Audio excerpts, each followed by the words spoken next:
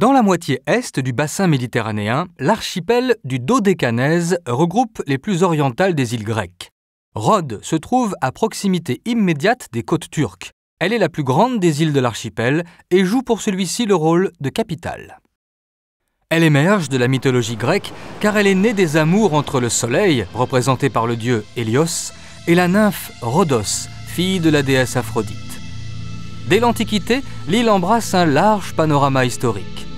Au 5e siècle avant Jésus-Christ, Rhodes était déjà suffisamment puissante pour devenir l'alliée, puis la rivale d'Athènes. Elle suscita la convoitise de Rome, qui en fit une base stratégique. La chute de l'Empire romain entraîna le rattachement de l'île à Byzance. Après l'échec des croisés en Terre Sainte, les chevaliers de Saint-Jean de Jérusalem s'installent à Rhodes. Ils laissent leur empreinte à travers une architecture militaire dont l'influence s'est perpétuée jusqu'à nos jours. Les murs massifs ne résistent cependant pas à la pression turque. En 1522, au terme d'un long siège, Soliman le Magnifique entre dans la ville. Après 4 siècles de présence ottomane, les Italiens prennent le relais jusqu'à la fin de la Deuxième Guerre mondiale. En 1947, Rhodes rejoint la Grèce, qu'elle accompagne dans l'Union européenne en 1981.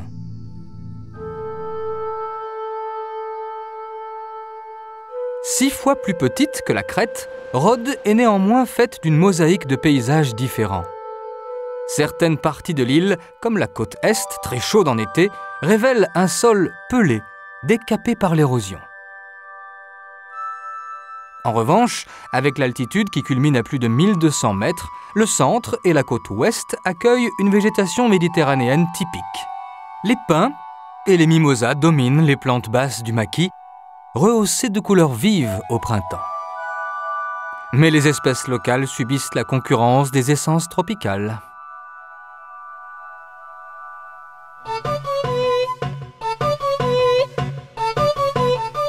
Avec 100 000 habitants, Rhodes compte parmi les plus peuplées des îles grecques. D'ailleurs, le Dodécanèse constitue l'un des 51 départements du pays. Toutes les générations cohabitent sur l'île en parfaite harmonie. Mais en raison de l'attraction du continent, l'exode des jeunes est une préoccupation. Sur la palette des artistes, une couleur particulière éclaire le tableau, le bleu. La couleur bleue rappelle la couleur du ciel, bien sûr, mais d'une manière générale, en Grèce, elle permet d'éloigner le mauvais œil. Les propriétaires y recourent encore aujourd'hui pour décorer des habitations qui parfois portent l'influence des chevaliers. L'inspiration médiévale n'accélère pas la finition de nombreux bâtiments. Il n'est pas rare que les travaux se prolongent indéfiniment. Même les églises peuvent attendre longtemps leur inauguration, car les urgences vont plutôt à l'entretien d'un patrimoine exceptionnel.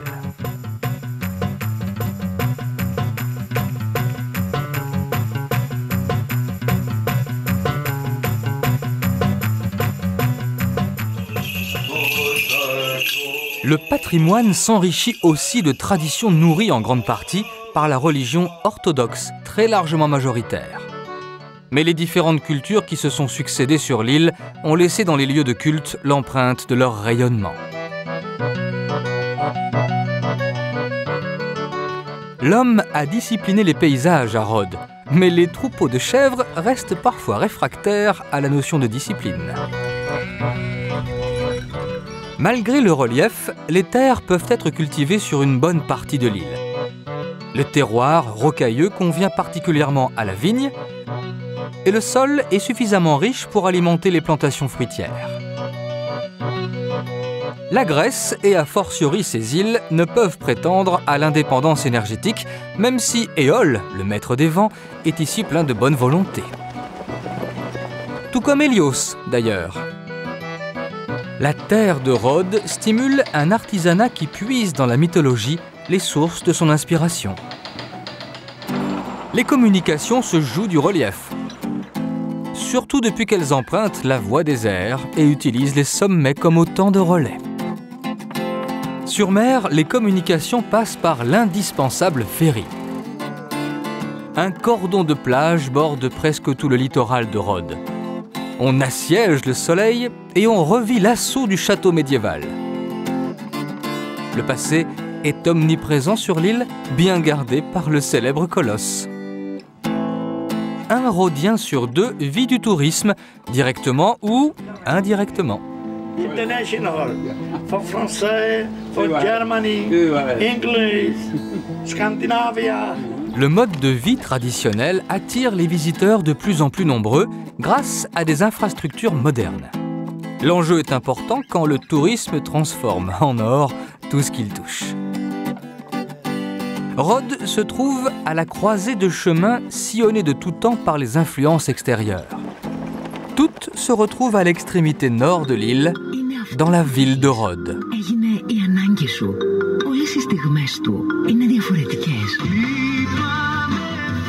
La ville fut créée au 5e siècle avant Jésus-Christ, à l'arrière d'un port déjà très actif. D'après la légende, le fameux colosse enjambait l'entrée du port, mais aucun vestige ne permet de l'affirmer. À cet endroit, 2 colonnes portent les animaux emblématiques de Rhodes, un daim et sa femelle, la daine. Le petit cervidé, jadis répandu dans les collines de l'île, contraste avec les sévères protections qui entourent le port de Mandraki. Sur la digue, construite dès l'Antiquité, 3 moulins à vent se dressent depuis la fin du XVe siècle. Le port de Rhodes joue encore un rôle économique majeur à l'entrée sud de la mer Égée. Mais la configuration des côtes maintient la pêche au stade artisanal.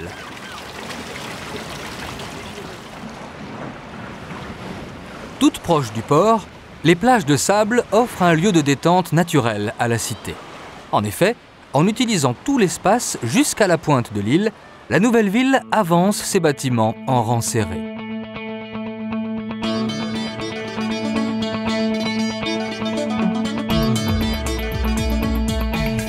L'église épiscopale orthodoxe a été construite en 1925 pendant l'occupation italienne.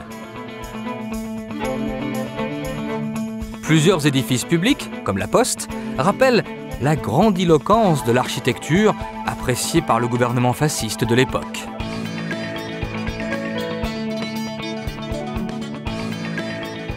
Beaucoup plus discrète, la mosquée de Mourad Reis est dédiée à un amiral ottoman contemporain de Soliman le Magnifique. Le nouveau marché reproduit les courbes de l'architecture musulmane. Une curiosité, car la réalisation fut assurée par les Italiens.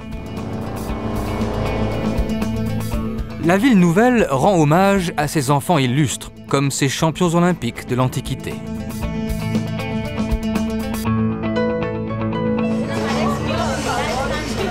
Les jeunes d'aujourd'hui doivent aller étudier à Athènes, car il n'y a pas d'université sur l'île.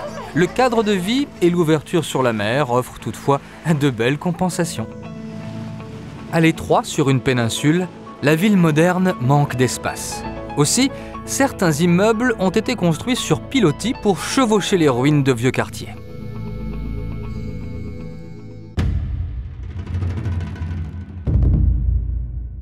La ville de Rhodes s'est développée tout autour de la vieille ville, protégée par des remparts remarquablement conservés. La muraille fut élevée au XIVe siècle par les chevaliers de Saint-Jean. Des souterrains permettaient un contact avec l'extérieur en cas de siège. La largeur au sommet favorisait les mouvements des défenseurs, aussi nombreux que les coquelicots. Côté assaillant, la tâche était rude. Les projectiles de catapultes provoquaient des dégâts non négligeables, mais sans rapport avec ceux des boulets de canon. Tout le long des fortifications, 8 portes donnent accès à la vieille ville. Il faut franchir un pont-levis à certains endroits, car le système défensif incluait des douves. La vieille ville de Rhodes a été intégrée par l'UNESCO au patrimoine de l'humanité. Grâce à des arcades, les habitants pouvaient passer d'une maison à l'autre sans descendre dans la rue. La vie a toujours été une priorité pour une cité qui n'a rien d'un musée figé. La ville prend le temps de vivre et en échange, le temps semble n'avoir aucune prise sur elle. Il faut y regarder de près pour distinguer le passé du présent, entre les poulpes et le linge qui sèche. le quotidien se mêle à l'histoire comme le parfum du pain dans les rues. Dans un cercle dont le diamètre excède à peine 1 kilomètre, la vieille ville rassemble les musulmans à la mosquée Soliman, les orthodoxes de rite grec, les catholiques près des ruines de l'église Sainte-Vierge du Bourg et la communauté hébraïque sur la place des martyrs juifs décimés par les nazis.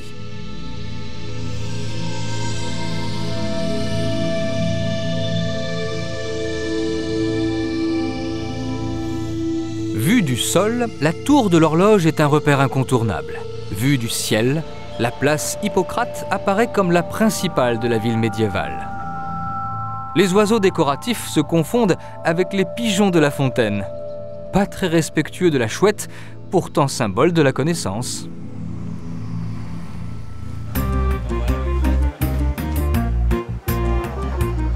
Entre l'Orient et l'Occident, Rhodes et ses rues commerçantes ont toujours été pour les matières précieuses une plaque tournante. La ville s'est toujours mise au goût du jour. Mais le colosse, une des 7 merveilles du monde antique, reste une valeur sûre. Au rayon souvenir, les chevaliers tirent aussi leur épingle du jeu. Lorsqu'ils arrivent sur l'île, les chevaliers de Saint-Jean organisent leur implantation autour d'une rue devenue la rue des Chevaliers. Ils y élèvent d'imposantes demeures ornées de leurs armoiries, les auberges.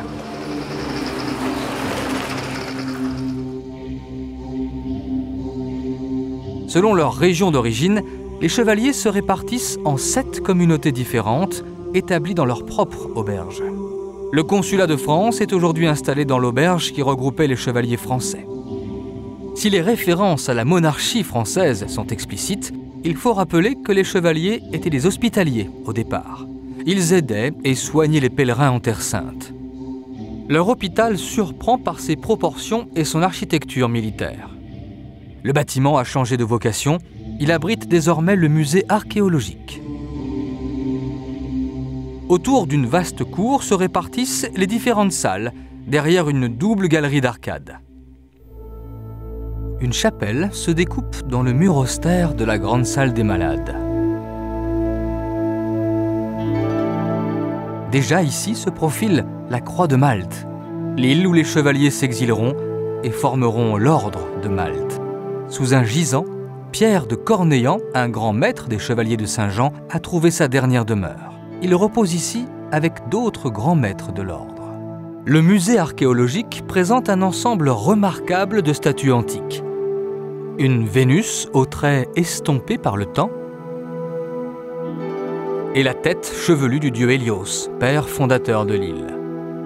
Certaines sculptures remontent au VIe siècle avant Jésus-Christ. Les collections sont tellement riches qu'elles débordent sur la terrasse du musée. Dans un angle de la vieille ville, le palais des grands maîtres impose sa robuste silhouette. L'édifice servait de résidence au chef des chevaliers de Saint-Jean. C'est ici que fut organisé, en vain, l'ultime combat contre les Turcs. Le palais fut détruit au XIXe siècle et reconstruit par les Italiens dans les années 1930.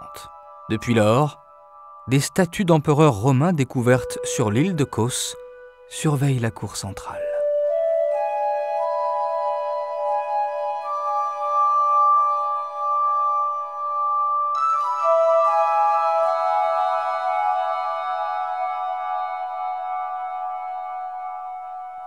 Le dallage au motif cruciforme évoque la vocation première du lieu, au service des croisés.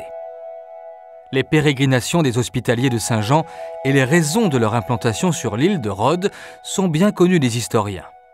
Alexis Margos.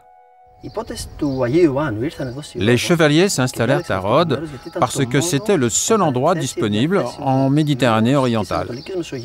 Rhodes était une province de l'Empire byzantin. Son gouverneur, l'amiral génois Dimono di Mioli, vendit l'île aux chevaliers. L'île devint alors un endroit stratégique pour les pays occidentaux, car c'était le dernier bastion de la chrétienté près des Terres Saintes, près de l'Asie mineure. À l'intérieur, un escalier conduit à une vaste salle à colonnes où monte la garde un légionnaire sans visage.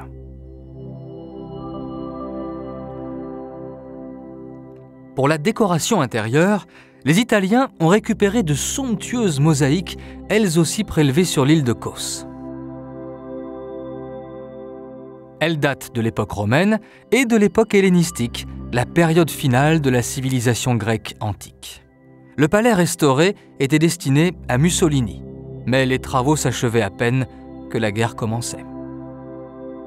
Derrière les fenêtres d'albâtre, la rue des Chevaliers est déserte. Mais de l'autre côté de la ville, l'église Saint-Phanourios est en effervescence. On y prépare la messe du jeudi saint, 3 jours avant Pâques. Avec des fleurs coupées, les enfants décorent l'épitaphe qui matérialise le Christ enveloppé dans son linceul.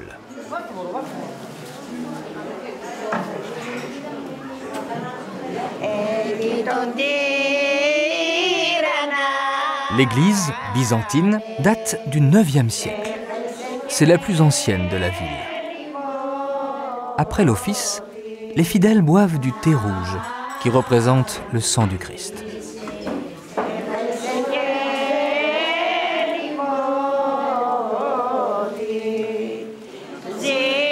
La veillée de chants et de prières se prolonge pour revivre la dernière nuit du Christ sur terre.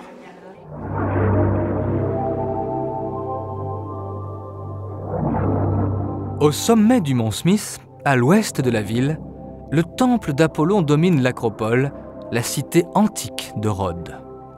L'ensemble a été restauré par les Italiens et de nos jours, le stade a retrouvé son utilité.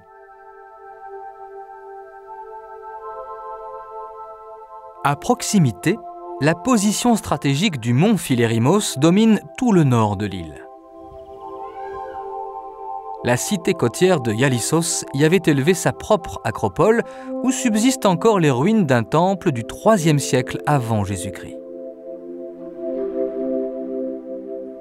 Sur ce lieu destiné à différents cultes depuis 2000 ans, l'église Notre-Dame a été consacrée au XVe siècle à l'initiative des chevaliers.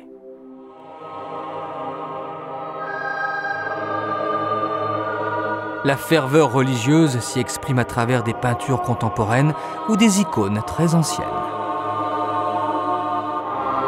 Vouée à la Vierge Marie, l'église a bénéficié elle aussi des restaurations menées par les Italiens.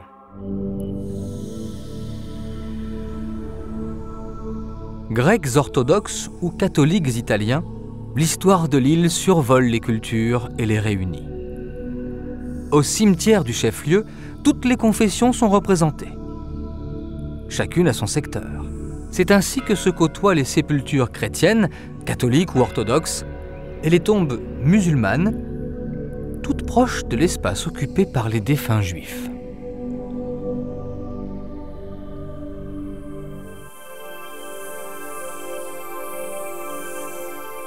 Au nord-est de l'île, Faliraki est une station balnéaire qui connaît une croissance rapide. Elle bénéficie d'un ensoleillement record et de plages plutôt larges, une caractéristique peu répandue en Méditerranée.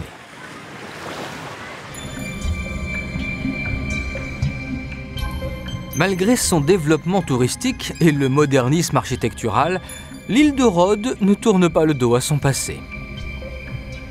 Au contraire, il arrive que des immeubles bien contemporains s'inspirent d'architecture médiévale.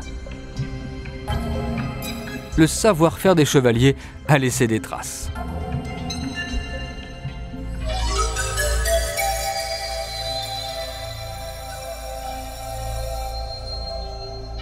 L'érosion marine a obtenu des résultats variables tout le long de la côte est. À certains endroits, la roche a pris la forme de petits galets très durs aux teintes contrastées. Avant de devenir éléments décoratifs, les petits cailloux ont été polis par les vaguelettes avec une infinie douceur. Une multitude de petites criques bien abritées ponctuent la côte est. Elles sont elles aussi le résultat de l'érosion marine. Le rivage oriental prend les aspects d'une forteresse au sud du cap Vaia. Cette côte est dite sous le vent parce que des reliefs la protègent. Le vent ne rencontre plus d'obstacles au sommet du mont Tsambika. Un monastère y est établi en l'honneur de la Vierge. Dans les bourrasques s'élèvent parfois les prières des femmes qui éprouvent des difficultés à avoir un enfant. Si une fille voit le jour, elle s'appellera Tsambika.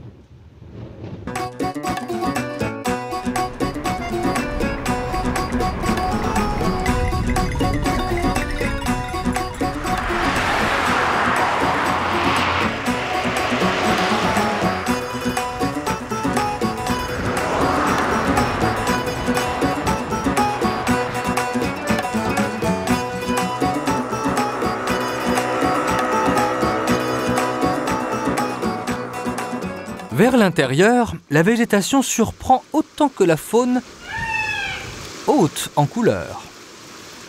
Les pans apprécient les pins pour leurs graines abondantes, mais c'est l'eau qui étonne le plus. Car dans la vallée des 7 sources, l'eau jaillit toujours du sol avec entrain, même s'il ne pleut pas à Rhodes 5 mois sur 12. Ici, les nappes phréatiques alimentent 7 sources qui se rejoignent pour former un ruisseau. On perd le ruisseau de vue quand il disparaît sous un tunnel. Près de 200 mètres plus loin, le filet d'eau se confond avec les eaux émeraudes d'un petit lac. Une oasis insoupçonnée. L'eau des 7 sources irrigue les orangeries de Colimbia. Sur les collines, les températures sont plus basses, ce qui améliore la qualité des fruits.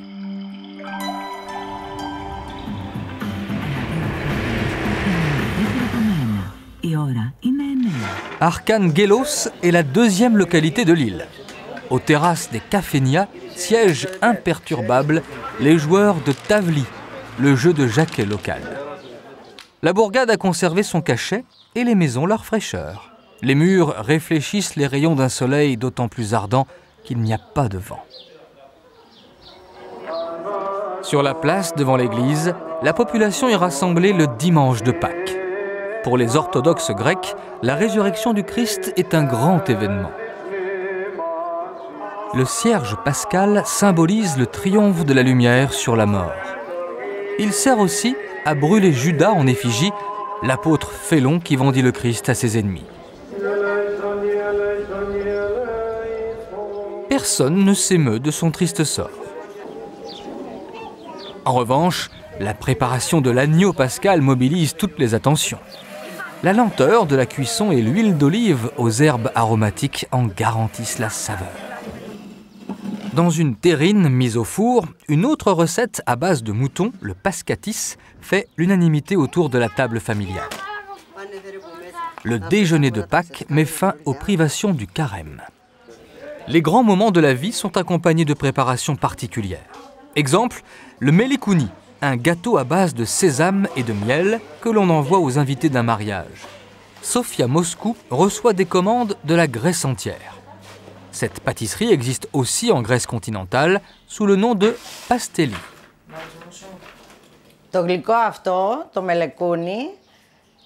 Mon arrière-grand-mère a donné la recette à ma grand-mère et moi c'est ma mère qui me l'a enseignée. J'aimerais bien que mes enfants apprennent aussi cette recette, tout simplement pour que la tradition se perpétue.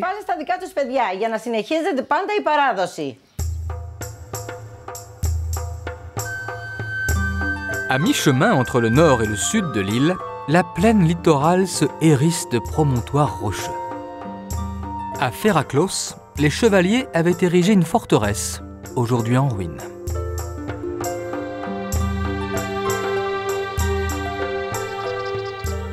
La longévité de l'olivier est exceptionnelle. Il peut vivre plusieurs siècles en torsadant son tronc noueux. Ces contorsions ont inspiré un sculpteur d'origine italienne. L'artiste exploite les formes que l'arbre lui suggère. Les personnages sortent de la Divine Comédie, l'œuvre de Dante. Ils peuplent l'enfer, le purgatoire ou le paradis. Un paradis que Gianfranco Timossi a trouvé sur l'île. Si je suis à Rhodes, c'est parce que je peux faire ici ce qui m'est interdit en Italie. Là-bas, il est interdit d'utiliser des troncs d'arbres si vieux. C'est pour ça qu'il est vraiment très difficile de trouver en Italie la matière première pour faire ce genre de sujet. Vers le sud, la rivière Gadouras étale son embouchure avant que n'apparaisse le site de Lindos. Le village, blotti au pied d'un rocher, existait déjà au IIIe millénaire avant Jésus-Christ. Il doit sa notoriété à un double port qui en fit une importante base navale. L'absence de terres cultivables obligea les habitants à être marins. Grâce à leurs affaires florissantes, ils se firent construire de somptueuses résidences à partir du XVe siècle.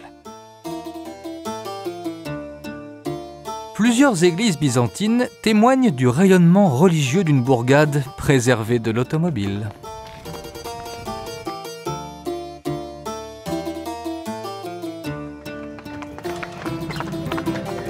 Les demeures des marins enrichis par le commerce contrastent avec les vestiges plus anciens, comme les ruines du théâtre antique.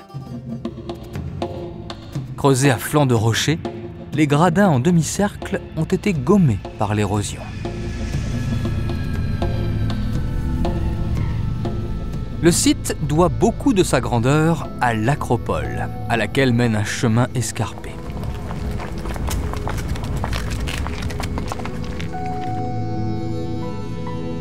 Au sommet, les colonnes appartiennent à un temple grec, l'un des plus sacrés de l'Antiquité. Dans le rite orthodoxe, le prêtre présente les icônes dans chaque maison du village à l'occasion des fêtes de Pâques. À la nuit tombée, la population se rassemble et se dirige vers l'église pour l'office. Nous sommes le vendredi saint. Sous la conduite du prêtre, une procession parcourt les rues du village. Les fidèles portent l'épitaphe pour simuler l'enterrement du Christ, mort un vendredi. Au passage, le cortège est aspergé d'eau bénite. L'épitaphe est l'objet de toutes les attentions. Il est fleuri, béni et parfumé à l'encens. Au terme de la procession, l'épitaphe s'arrête et les fidèles passent dessous pour participer à la mort et à la résurrection du Christ. La cérémonie est ponctuée par le son de la cloche, dirigée par un sonneur bien précoce. Et le soir de Pâques, on fête le Christ ressuscité.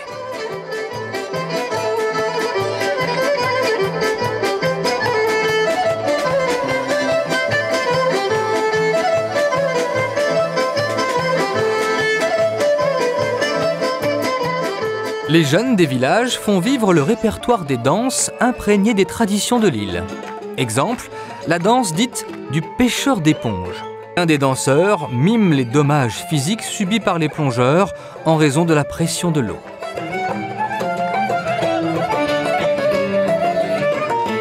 Avec ou sans costume traditionnel, les pas sont identiques pour les jeunes gens, unis dans la danse comme dans la nuit.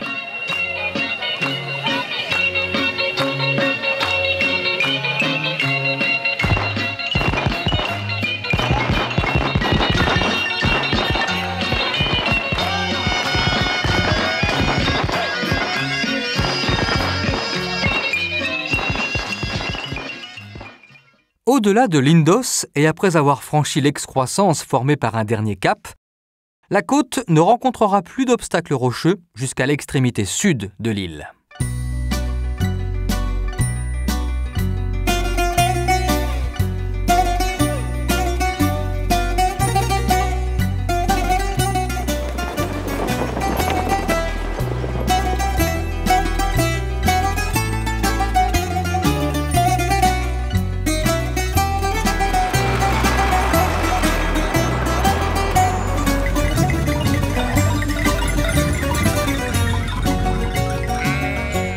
À l'intérieur des terres, un moine accueille les visiteurs à l'entrée du monastère Tari.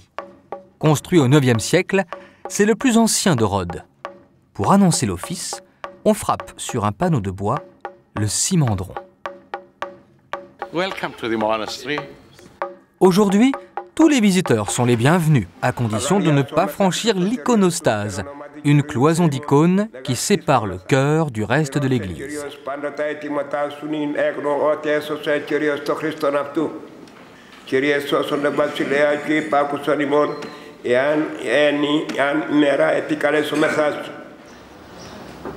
La peinture des icônes n'a pas évolué depuis le Xe siècle.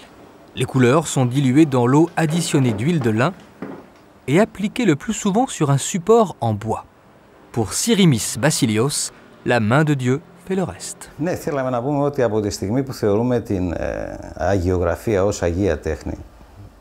À partir du moment où on considère que c'est un art, il faut préciser que c'est un art saint, un art envoyé par Dieu.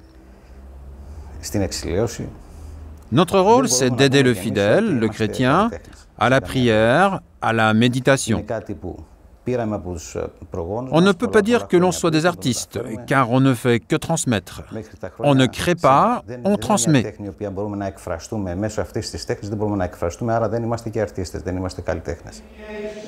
Dans la liturgie orthodoxe, les icônes font partie intégrante du culte.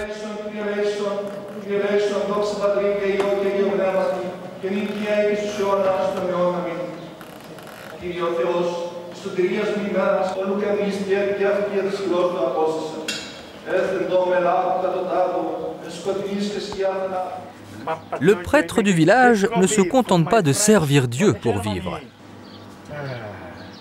Il assure aussi le service du restaurant qu'il tient pour arrondir ses revenus. Pour bien vivre, mieux vaut être polyvalent.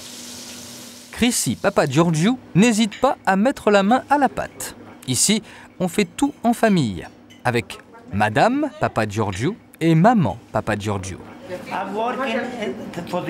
Je travaille pour l'église, pour le restaurant et aussi pour la ferme où on produit des légumes.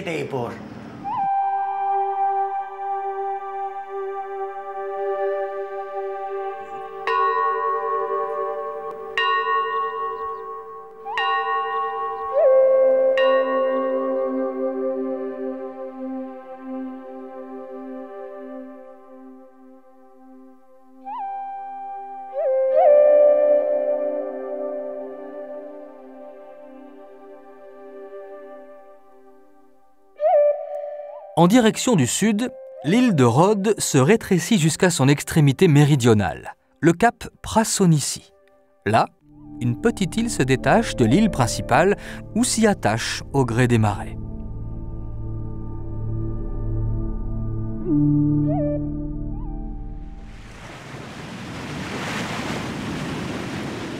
En toute saison balayée par les vents, l'endroit est un spot idéal pour les acrobates de la planche à voile.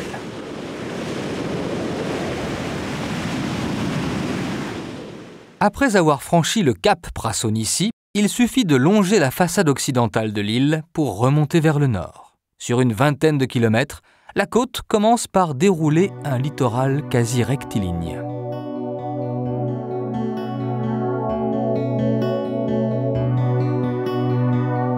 Autour de l'église qui domine toujours la localité, il fait bon vivre dans les villages, comme Siana. À l'intérieur de l'île, le temps s'écoule moins vite qu'ailleurs et les informations ne sont pas toujours très fraîches, mais peu importe. On vient de loin à Siana pour s'approvisionner en alcool local, un extrait de marc de raisin, la souma. Lakis Mastrosvas en connaît les secrets.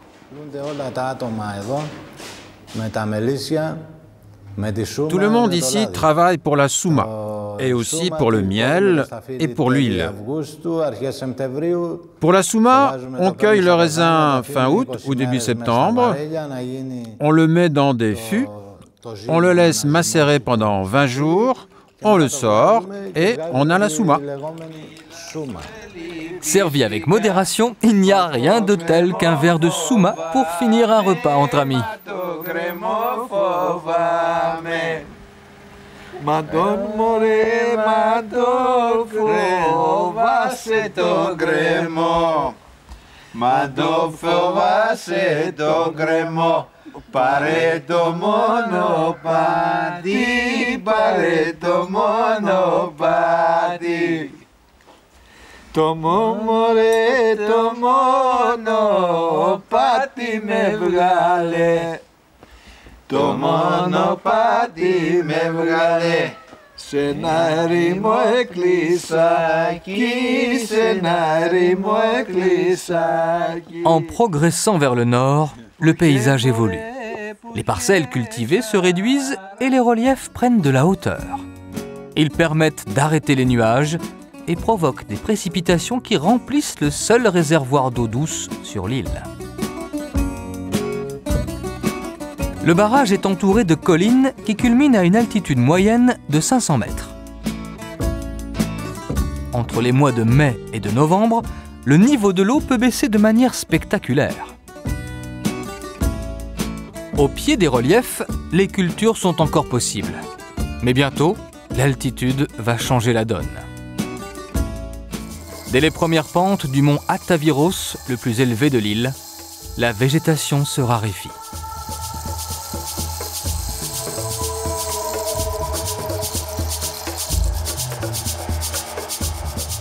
L'absence totale d'obstacles favorise la circulation du vent, une ressource énergétique propre et inépuisable.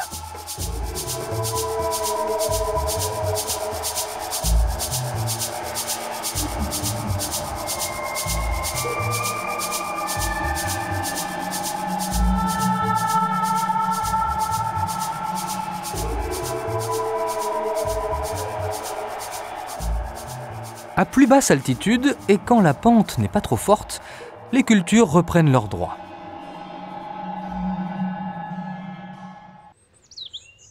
Les forêts de pins sont appréciées des apiculteurs comme Yannis Alexakis, qui produit un miel de pin très parfumé une fois le printemps venu.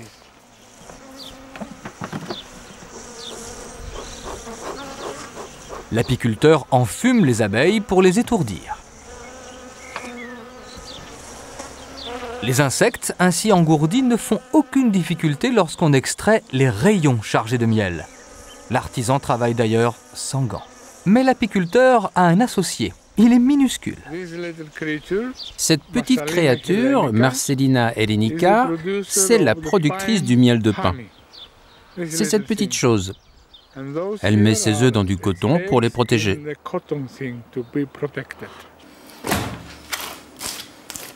Après avoir enlevé la couche de cire protectrice, les rayons sont placés dans une centrifugeuse. Il en coule un miel ambré que l'on s'empresse de conditionner pour préserver les senteurs des collines où tout a commencé. Sur un versant du mont Ataviros, à 450 mètres d'altitude, s'étend l'un des meilleurs vignobles de Rhodes. La dégustation attire les amateurs en nombre dans la localité d'Embona. Même si le vin est connu en Grèce depuis la haute antiquité, la production à des fins commerciales n'a réellement commencé qu'au début des années 1970. Pour les connaisseurs, la vinification a réalisé des progrès absolument renversants. Les brodeuses, elles, se contentent de perpétuer la tradition.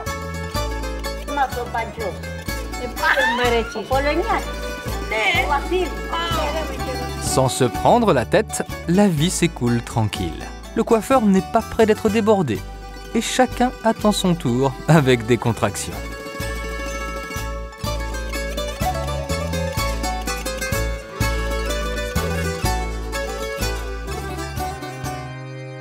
La foi orthodoxe donne un sens à la vie de nombreux Rhodiens. Après avoir reçu une grâce divine, les croyants expriment leur gratitude par un ex-voto. Une jambe guérie, une naissance inespérée ou une histoire de cœur sont fixées à jamais dans l'argent à proximité des icônes vénérées.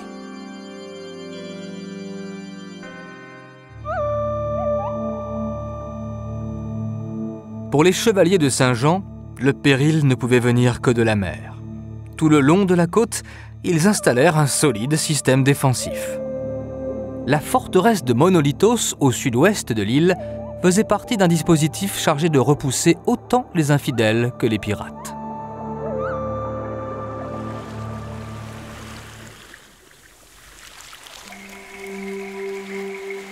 D'après la légende, Zeus partagea la terre entre les dieux de l'Olympe. Mais il oublia Hélios, parti accomplir son tour quotidien de la planète. Pour se faire pardonner, Zeus offrit l'île de Rhodes au dieu du soleil.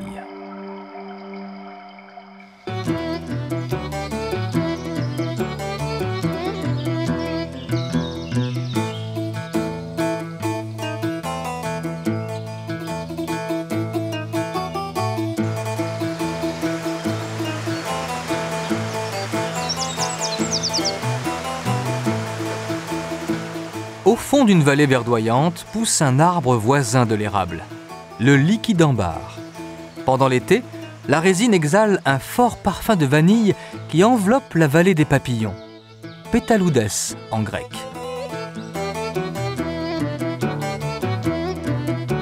Les papillons par milliers y affluent de juin à septembre. La plupart appartiennent à une même espèce, la callimorphe ou écaille chinée.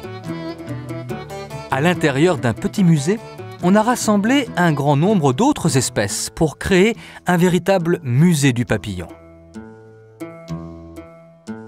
Dans la région, le visiteur n'est pas au bout de ses surprises. En effet, le plus gros oiseau vivant sur Terre anime un élevage dirigé par Giorgia Calafia. L'autruche est le plus rapide des oiseaux à la course, mais si on l'élève, c'est parce qu'il possède d'autres qualités. La ferme aux autruches compte une centaine de pensionnaires. Les femelles font des œufs tous les 2 jours, entre mars et octobre. On les prend et on les met dans un incubateur. Ils y restent 41 jours et les œufs donnent des petits bébés.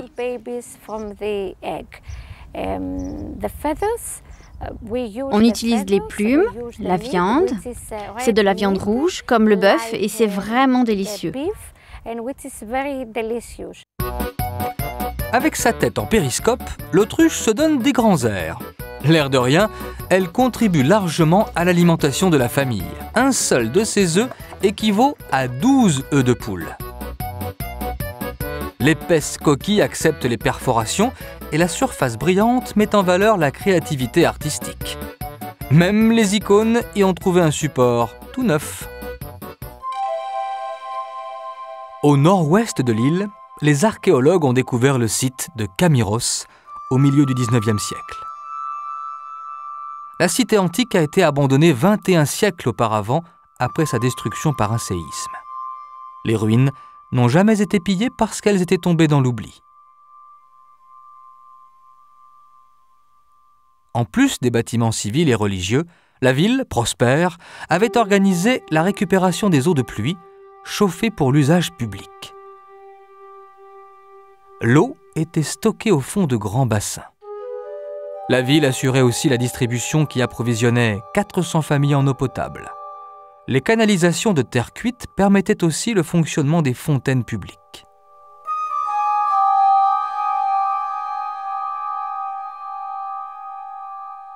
La bonne conservation des ruines et un important travail de restauration permettent aujourd'hui d'apprécier un art de vivre dont jouissait la cité antique.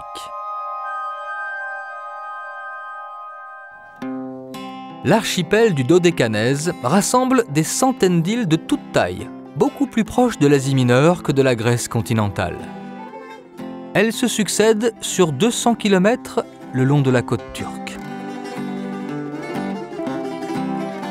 À 2 heures de Rhodes par bateau, l'île de Symi étonne au premier abord par son aridité. Pourtant, l'île a prospéré dès l'Antiquité et au XVIIe siècle, elle comptait parmi les plus riches de l'archipel. En témoignent les beaux édifices de style néoclassique et le fabuleux monastère Panormitis élevé au XVIIIe siècle en l'honneur de l'archange Saint Michel. À l'intérieur, l'icône de l'archange attire les pèlerins de la Grèce entière. La principale localité porte le même nom que l'île, Symi. Les maisons pastel descendent la colline en cascade. Elles révèlent le bon goût de leurs propriétaires, mais restent très discrètes sur les origines d'une richesse cachée derrière les volets.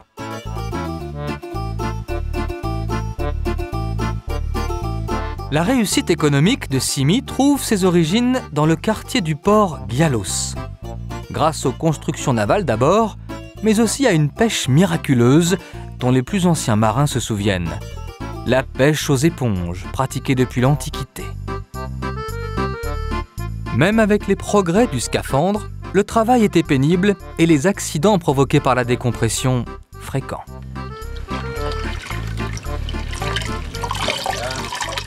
L'éponge artificielle a eu raison de l'animal marin au squelette léger et poreux. Côté cuisine, les traditions restent bien vivantes, notamment le samedi saint. Les abats d'agneau sont cuits à l'eau avant d'être découpés en morceaux. Avec du savoir-faire, des légumes et des œufs battus, ce sont les ingrédients de la maïritsa, une soupe que l'on consomme après l'office du soir. Les œufs durs, teintés de rouge, rappellent le sang du Christ.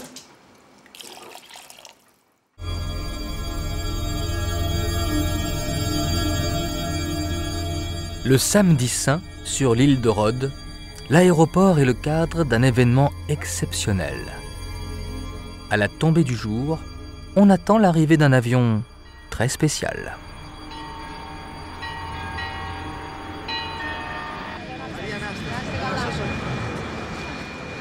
L'appareil apporte ni plus ni moins la Sainte Lumière, une flamme allumée dans le tombeau du Christ à Jérusalem. L'équipage remet la flamme aux autorités religieuses de l'île de Rhodes.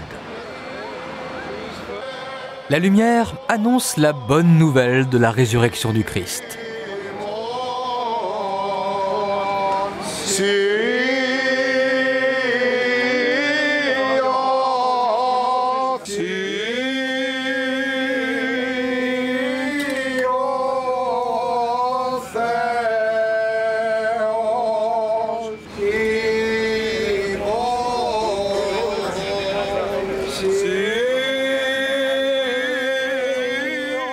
Dans l'aérogare, la Sainte Lumière est distribuée aux fidèles et aux prêtres.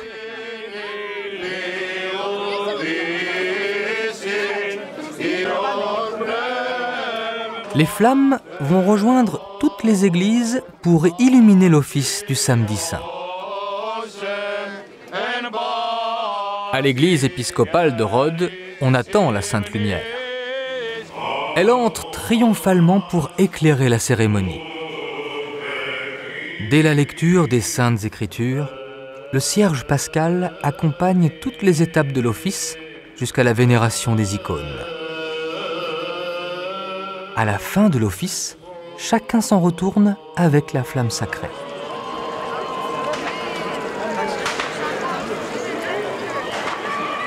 À l'extérieur de l'église, une procession se forme dans la liesse populaire. Le principal officiant, le métropolite, annonce la résurrection du Christ et distribue la Sainte Lumière à ceux qui n'ont pas pu entrer dans l'église.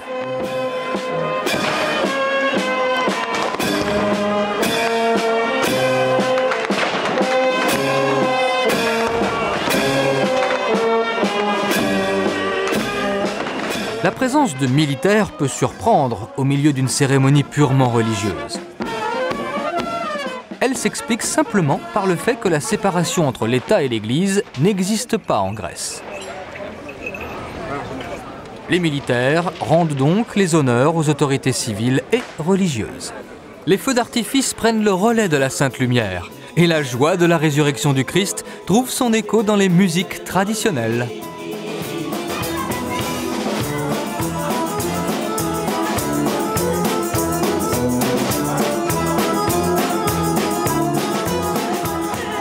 Un instrument de la famille du luth, le bouzouki, se retrouve dans les orchestres moins traditionnels.